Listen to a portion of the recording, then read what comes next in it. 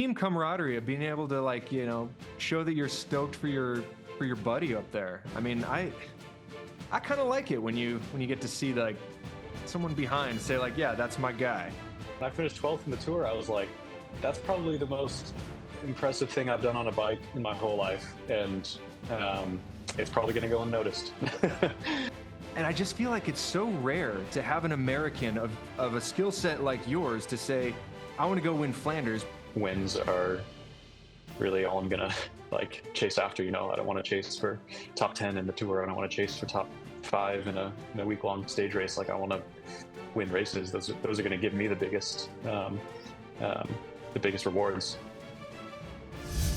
Howdy, folks. Welcome back to another episode of Beyond the Podium. I'll be your host today, Tejay van Garderen, and all my other colleagues, they're either vacationing or on holiday or just generally being very lazy. So we actually have a very special treat for you guys today. We are joined by none other than Neilson Powless, a guy who needs very little introduction. And to be honest, I don't know why we don't do this more often. I mean, people would much rather hear from you, Neilson, than old heads like me who've been irrelevant for the past half decade or so. Why don't you just tell us, like, what's going on, man? How are you doing? Yeah, I'm good, man. It's good to hear from you too. I'm in Nice, France. Just made the move back to Europe a few weeks ago with my family. I spent the winter in Texas, got some time in the US, which was great. But yeah, happy to be back at our home away from home in Nice, France, kind of gearing up for the season ahead. Yeah, awesome. Well, we really appreciate you coming on with us. I mean, it would have spared our audience from having to listen to me go on a 45-minute solo monologue. But anyways, let's get right into it. So you're in Nice, awesome place. You're headed to Mallorca soon, and I'm sorry to tell you, we're gonna get a little rain here. I just rode today for the first time in like 6 weeks, and it's a little chilly, but hopefully it gets better throughout the camp. Yeah, I did see that I'm going to be leaving the sunshine of the south of France to go to a rainy Mallorca, but it looks like it's just a few days. So you got to put those hard yards in sometimes. Yeah, that you do. That you do. But anyways, let's get right into it. First question I want to ask you. What is the race that's driving you the most? What are you most motivated by? Like, by the end of your career, what trophy do you want on your mantle and what notch do you want on your palmares? Um, yeah, for me, the answer is pretty clear. It's just Tour of Flanders, the Ronde van Vlaanderen. That's been a race that I've just kind of recently in the last few years realized is a race I'm capable of probably winning one day, or at least fighting for the podium each time I go. So yeah, I came close to a podium in 2023, and since then I've just been itching to get back there and give it another crack because yeah, just the energy in that race and the experience I had there was just incredible. Like, it was such a special event, and you could really just feel the love um, that all the spectators had for that event. And yeah, I'll hopefully give it a good crack this year. And yeah, I'd love to win that race one year. That's awesome. See, I actually knew you were going to say that, and I just find that so interesting, and I love your answer. I think that's so cool. Um, but I'm taking a look at your palmares here, and when you were 20 years old, you were ninth in the Tour of California, and then you were fourth in Tour of Swiss. You won at Étoile de Bessèges. You've been 12th in the Tour de France. I just feel like for an American audience like that, you were kind of touted by, my producer, Joel, who, he's in our ears right now. He was saying, like, here's our next American GC hope. And I just feel like it's so rare to have an American of a skill set like yours to say, I want to go win Flanders, because Flanders is typically won by, thinking back to those quintessential riders like Tom Boone and Fabian Cancellara. Even now you have Van der Poel, you have Van Aert. All these guys are like 80 something kilos and you're like 67 kilos. But then you flip to the other side. You also won San Sebastian. You won Grand Piemonte, 2 times winner of Japan Cup, and fifth in your one and only crack at Flanders. So I understand that the tide is changing, the sea's changing, and like what used to be a Flanders rider back then is maybe different now. But what is it like to have sort of that weight of the next expectation of being a Tour de France hope and kind of stepping out underneath that and saying, you know what, I want to go in this direction because this is what motivates me. Yeah, I think honestly, it goes all the way back to that result I had in the Tour of California when I was 19. I was, you know, I was sitting top 5 for a few days after some of the hardest mountain stages, and um, what I was able to do back then should have, sort of been a precursor to someone being a podium contender in a Grand Tour. Um, but that was sort of pre Pogacar, pre Evenepoel, pre Vingegaard, and pre all these GC freaks that have popped up and just raised the level so high in Grand Tours that if you're not, you know, one of those 4 guys, it's going to be very, very difficult to finish on the podium of Grand Tour, and you have to sacrifice almost every other race of the season to go after that goal. And I've just kind of found a love for one day racing because they just feel so much more exciting to me. It's just all on the line on one day, and when you roll up to the start line that day, everybody's showing up to just empty themselves on that day. Like in a stage race, it's more nuanced. There's days you're saving, days are giving more, but in a one day race, it's just everything you have on that one day. And that type of racing has just sort of suited me better in the last few years. And I've kind of um, found a niche for myself there that I have good durability over the course of one long, hard day. Less so when you stretch that out to a week or 3 weeks. But in a single day, my durability and resistance is really good. So that's something that I've been chasing after more so now in the last few years. Yeah. Well, that's awesome. I mean, I think America's they've been waiting for a rider like you who's like a one-day specialist. I mean, everyone who's come out of America, they've been, time trialers or kind of stage racers. It's been a long time. And I can't even really think of the last time we had a pure one-day racer. And you have probably the best coach you could possibly have in Michele Bartoli. I mean, he's won Flanders, he's won Liège, he's won. I mean, the list goes on.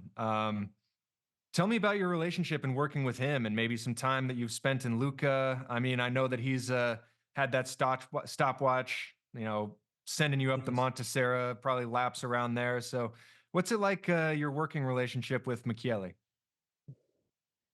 Um, since I started working with Michele, it's been about 4 years now. I think this will be my fourth season working with him. So each year we sort of learn how to work together better each year. But I would say it's just nice to have a coach who's been there and won the races that I'm trying to win, and he knows exactly how it feels to be in the position that I'm in, and he knows how it feels 2 days after finishing a monument, and he knows how to kind of bring your body uh, back to normal. And that's something that's a bit more nuanced that I don't think a lot of coaches can learn through. Um, you can't really learn that through just reading about it. You sort of have to have that feeling to be able to explain it and to be able to relate to your athletes that way. So um, for me, it's just been a really big confidence boost to have somebody in my corner who's been there and who's found success in the events that I'm trying to do well in. And yeah, I mean, it's just I don't know. It's kind of a fun relationship because he's still a very romantic Italian, um, old school cyclist. Like he's out there on a moto with an old school stopwatch, and he's just clocking times of like paint on the road that he's used for all of his athletes for 20 years or something. And yeah, he still stops in the same espresso bar after doing a field test that he stopped in when he was racing, and everybody's his friend around there. So it's a really fun environment to be a part of as well. Yeah, I actually used to live in Lucca in the beginning of my career. I had the pleasure of riding with Michele a few times, and yeah, he definitely brings the passion. He brings the love, and that was actually not too long after he ended his career, so he was still like super fit because probably was dropping me up all these climbs too. But I mean, he also is the perfect fit in that he also has that really rare skill set the way you have, to where you can race San Remo, you can also race Flanders and some of those cobbled classics, but then carry it on to the Ardennes classics with Amstel Gold, Flèche Wallonne, Liège-Bastogne-Liège. And when you add up all those races and how hard they are, yeah, like Michele's the perfect guy to know. How do you take care of yourself in between? How do you still maintain that level all the way to Liège? And I think that's well. Speak a little bit about that. Like, how do you feel after at Liège? You know, at the end of the monument sort of season, after racing from San Remo and racing all those hard races all in between. Um, Honestly, it feels like I have mono again every time I finish Liège, or every time I finish with the classic season. I had mono in 2020, and every time I finish the classics, I'm like so stressed that I'm relapsing or something. Because for like a week, I'm just so smoked. Like I just you have this deep fatigue in you that like it's really hard to explain. Like your stomach is full, you're getting 10 hours of sleep a night, but you wake up and you're just empty. Like you're just your adrenal glands are just smoked. Like your body's just been damaged, and it needs a long time to repair itself. So that's why I always take a very very restful week off the bike after I finish Liège, and then ease back into training you know before I start thinking about the Tour de France. Hmm. Yeah, no, I'm listening to you now, and I've gotten to know you for, you know, going on like 6 years now that we've been working together as teammates and now as a director. And I got to say, like, you've really grown up in that period. You're showing a lot more maturity. I feel like before you were always trying to look for that silver bullet, trying to tinker with bike position, with shoes. Now you've kind of like laid all of that down, and you seem like really calm right now. And I don't know. I know you've had a lot, the last few years. You got married, now you have a kid. Talk to me a little bit about like your maturity process and how you're approaching the races, even not how you're talking about going for one day races instead of stage racing. I mean, that shows a ton of maturity. So, speak to me, yeah, a little bit about like becoming a father and how that's affected your day to day and your racing and just yeah, your approach to life. Um, yeah, I think just growing up and moving further along in life in general is just, I think in a good way, it's really just forced me to compartmentalize as efficiently as possible. And, you know, becoming a husband and a father has just really taught me that I need to get everything I can out of the sport and maximize the earning potential and the dream while I can live it, and just go after everything I can and have as much success as I can. And really, in terms of survival, I've had to let go of some things, let go of thinking about podiuming in the Tour de France, or um, you know winning. Winning a Grand Tour one day, winning time trials. I've sort of had to let those ambitions go a little bit, and really put more eggs into the basket of things that I have a higher chance of winning. And like you said before, like every American comes into the World Tour, at least if they were a highly successful American in American racing domestically. Um, the roads are wide. Most of the time, you win races by doing well into TT and climbing well. So you think, I'm going to try to go after GC and become a Grand Tour rider, or a stage racer. But um, there's a whole world of bike racing out there, and it sort of just took opening my eyes to it a little bit and taking a little bit of risk, um, and yeah, that really just paid off for me, because now I really feel like I have a place, a place in the World Tour where I know I can go after results and find success and realistically chase wins. And at the end of the day, like, wins are really all I'm gonna like chase after. I don't want to chase for top 10 in the tour. I don't want to chase for top 5 in a week long stage race. Like, I want to win races. Those are going to give me um, Hands the in the biggest air. rewards. So yeah. Yeah, it's what it's all about. There's no other feeling like it, winning a bike race. That's what you do this for. That's what I did it for. But I mean, I got to say, like, this decision that you've made, I think it's made you incredibly popular because you're an exciting rider to watch. I mean, you get out there, you get up the road, you attack, you throw caution to the wind, and a lot of the riders who came up, in my generation and even in the previous generation, sometimes it's like they weren't as good. They were still contending with the Pogacars and the Vingegos of our time. But we just were far behind, and we were just rolling in fifth and sixth and calling it a good day. But it's the way that you're approaching this and just that thirst for winning. I mean, that's super admirable, and it speaks to that maturity level that you're talking about. Yeah, and I mean, I'm not trying to dog you, TJ. Like, I really, I No, I no, no, no. really do I'm think done. that, like, the type of rider you were was great. But I mean, when I finished 12th in the tour, I was like, that's probably the most impressive thing I've done on a bike in my whole life, and um, it's probably going to go unnoticed. um, and that's just the way it goes, Like, it's people pay attention to the winner, and even though like the physical performance was probably I was probably the most proud of that physical performance than any other performance I've had on the bike. But it still wasn't a win, and it was something that's gonna just kind of yeah, nobody really remembers who's 12th in the Tour de France. Well, I remembered it, but I mean, I got to say, your win in San Sebastian was more memorable. Um, or Yeah, you definitely just more that memorable. it's like Yeah, you're talking about. It's like you're talking about, yeah, like putting the hands in that the was air. a There's nothing like that, yeah, that was a win, man. That was the feeling and you you got a get, the pretty rush sweet you hat get. out of it It's too.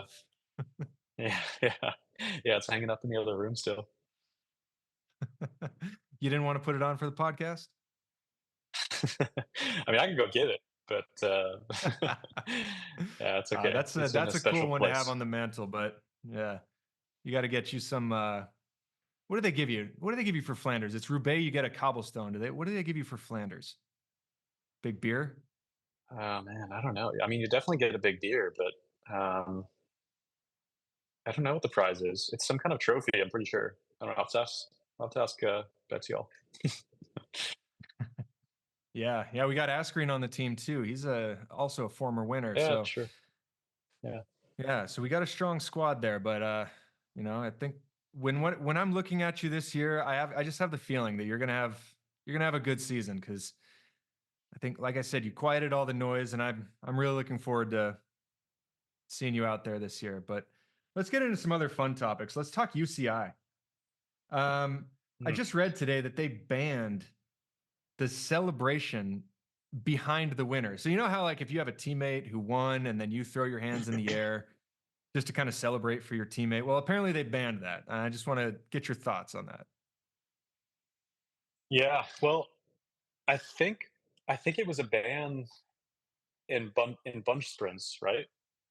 So I think it's going to be situational.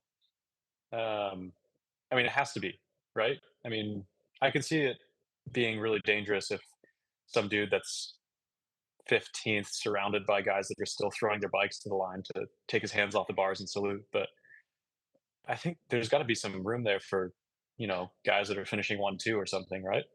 I haven't read too in I detail, don't but I know. thought it was just a bunch sprint. Hmm.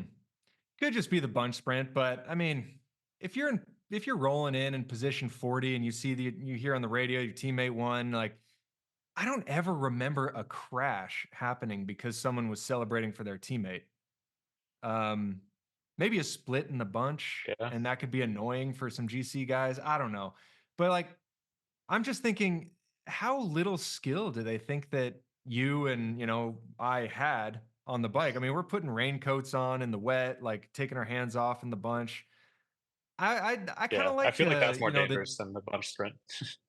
yeah, the team camaraderie of being able to, like, show that you're stoked for your buddy up there. I mean, I kind of like it when you get to see, like, someone behind say, like, yeah, that's my guy.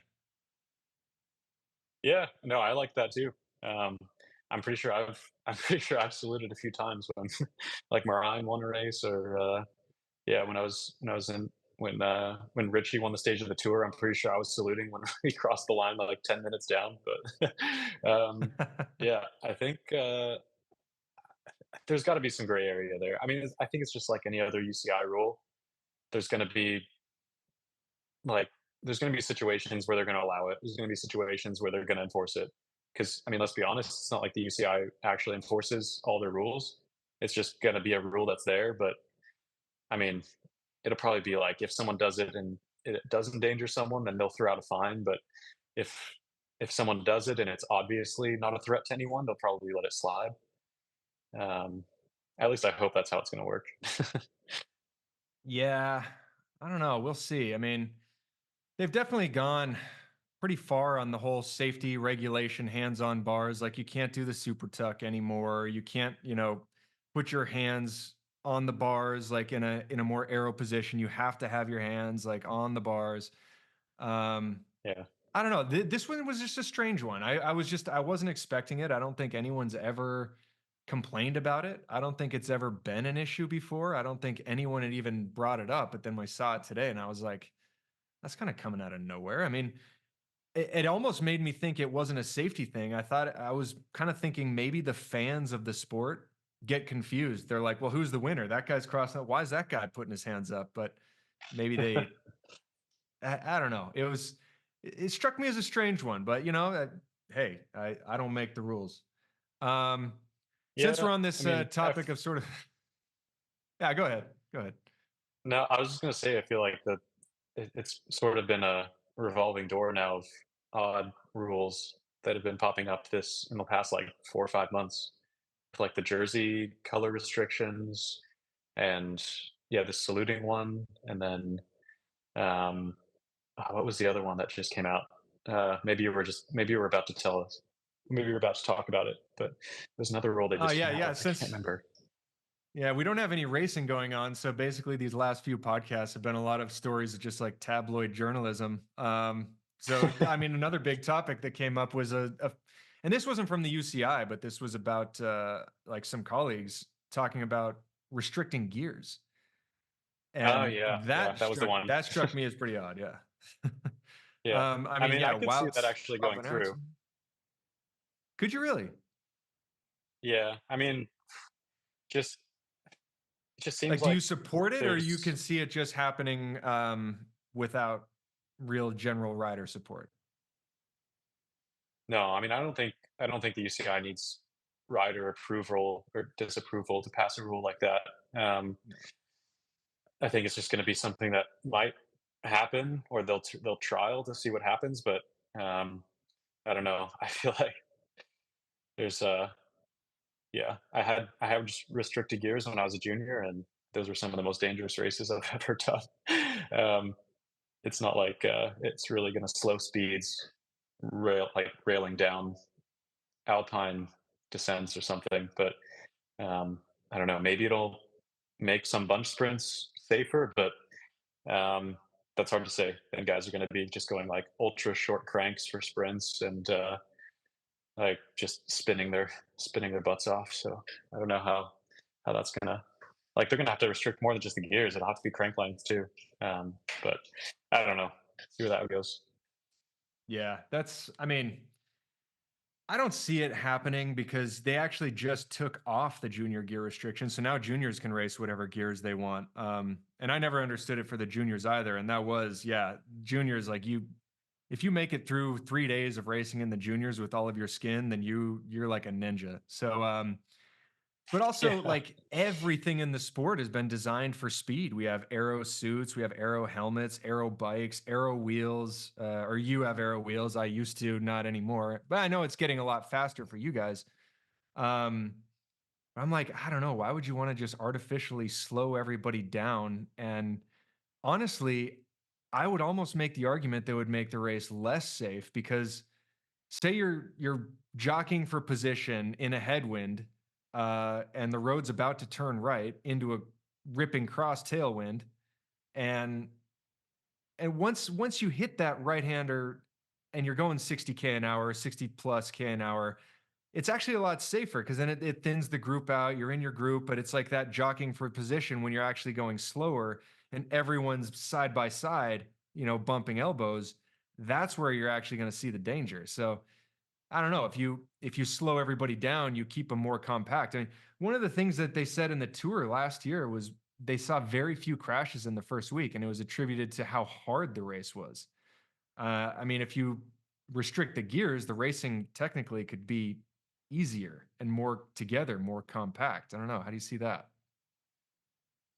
Yeah, I think that's a pretty valid argument. I don't think it'll make a massive difference for the climbs, which is what made the first week of the tour so hard. Was just the stages around Florence were not that the speeds were crazy high, but just when we were climbing super fast. Like all the climbs were just all in, and a gear restriction is not really going to slow the climbs down. It's just going to slow the flat roads down. So um, I don't know. I mean, yeah, I thought the first week of the tour was pretty safe this year, like probably the safest I've been a part of. Um, and yeah, I don't know if I mean I can't.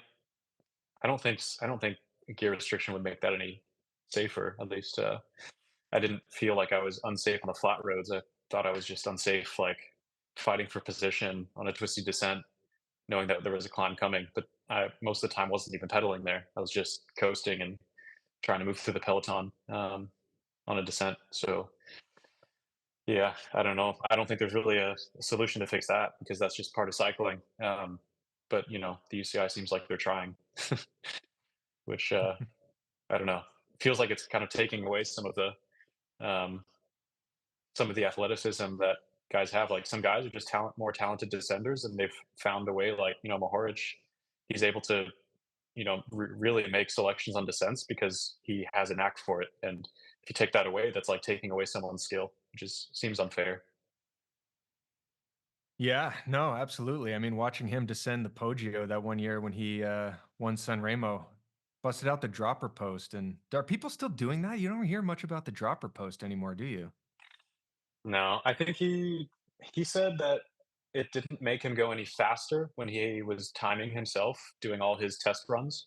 He said it just felt like he had more control, so he had more confidence. But he said he never got any faster going lower or not. So I think there's Really? been less of it now.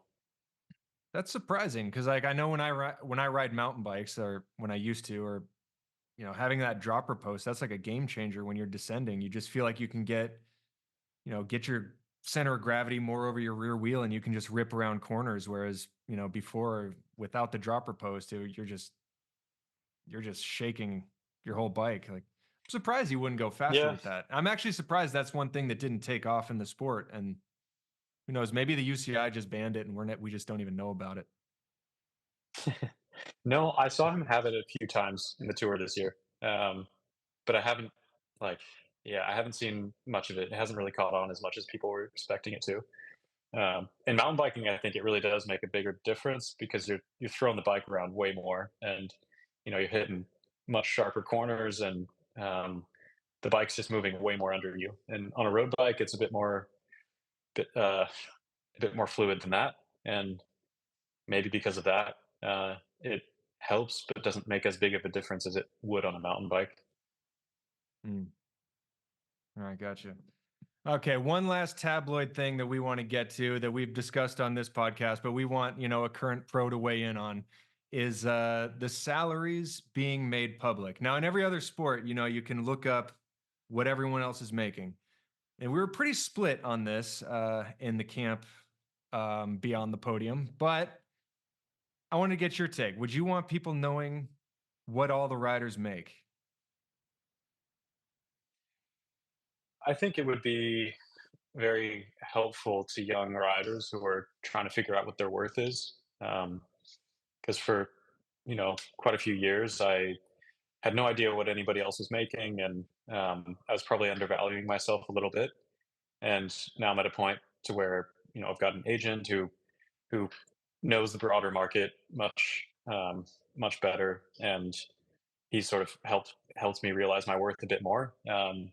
And without the knowledge of what other guys are making, you're not really going to know your worth in cycling because everyone's sort of kept in the dark about that stuff. Yeah, I mean, I don't really see any problem with it being public. I think it would be good if it was public. Um, at least for the athletes. I think it would put a lot more strain on teams, because then team owners would, um, I think team owners benefit by riders' salaries being in the dark, because then, say like a neo pro or someone who's only a couple of years into the world tour who's really talented but doesn't know his worth, is he's going to be willing to take a much lower salary than probably he is worth, because he just doesn't know that riders of equal caliber are making way more than him. So I think it would flip the favor back into the riders, but um, who's to say that strain isn't going to negatively affect a team? But I think it would benefit the riders if salaries were public. Interesting. Yeah, that's a good point. See, I was on the camp of I don't want people knowing what I make. I mean, it's nobody else's business. I see a lot of the reasons why it would be good because, and the biggest one is being more merit-based contracts. You if there's a Yeah. lot of American teams, a lot of American sponsors, maybe an American is going to get paid more than whatever, but I don't think you're really ever going to get rid of that. I mean, I think Ineos, they're going to want to hire British riders and pay more for a British rider than a rider of a similar skill set from somewhere else. And I get that, and I don't really see the problem with that. I would hope that people, could get a merit-based contract. But as to what you're saying, I just feel like the agents, they know the landscape, and it's kind of up to them to make sure that you're getting your value. And like when they deal with the general managers of a team, they're going to get you a fair market value. But when I was a rider, I just think that would make for some awkward situations with like friends and family and or just random strangers even that just don't know you, but they know exactly basically what is in your bank account. Or even like they know what your race schedule is. They know when you're out of town and they know when your house is sitting empty, like it kind of makes a scary situation. Like I don't know what anyone else makes in any other part of life, but yeah, I don't know. It was an That's interesting one. true. Yeah. I don't know, but I mean, how I think we are probably one of the few sports where the salaries aren't public. I mean, I think it's pretty common for most athletes to, um, yeah. I think most other sports their salaries are public, but yeah, I get what you're saying. I mean, I don't think I'm not jumping at the opportunity to for the world to know my salary, but I think it would benefit the riders, but yeah, like you said, I think it would be more merit based. Like there'd be more clear there would be a clearer path to like finding a clearer path to getting a better contract in cycling, because um, yeah, then you'd be able to make more direct comparisons and say like that's a rider that I'm always around. That's what he's making, so that's what I should be making, and that's just Mm. what it is. It's a bit less gray area. Yeah. Speaking to what you're saying about the other sports, they generally have these salary caps though, so then you kind of know like where are we investing our money? Like how do we stay under the cap? And then you have this fantasy leagues of fantasy baseball, football, or basketball, and you can pick and choose riders, make a team, and like it kind of like this gambling thing. If they were to do that and cyclists or teams could find a way to get some of that gambling revenue, then I'd be like, okay, release the salaries. Because at least you're getting something back from it. But until they do that, I'm just like, it's nobody else's business. Um, but no, I don't know. Fun topic. Yeah, I mean, Anyways, I dude. don't think there's, yeah, I don't think it would be like that important for the public to know, but I just think like within the sport itself, it could be beneficial. Yeah. Well, we'll see. We'll see what happens. I mean, Tadej Pogacar, he gave up his salary. I mean, if you want to join him, you could just put it out there. No one's stopping anyone from doing that. Like, it doesn't have to be Yeah, this that's massive true, but UCI like trauma dump on everyone, like with what everyone's making. People could just they could just give it up if they want. Don't worry, I'm not going to ask yeah, you what maybe you make, Nielsen. once the median salary, once the average salary for the world tour cracks over 10 mil a year, then it should go public. All right. Well, tell us where we're gonna find you. Open up your season. Portugal, Figueira Champions Classic, and then after that, Volta Algarve, then Paris Nice, racing home. That'll kind of set me Sweet. up for the classics. Perfect. Yeah, you get to just probably walk home from that finish in Nice. That'll be Yeah, nice. yeah. A few years ago, I walked straight into the McDonald's and straight home.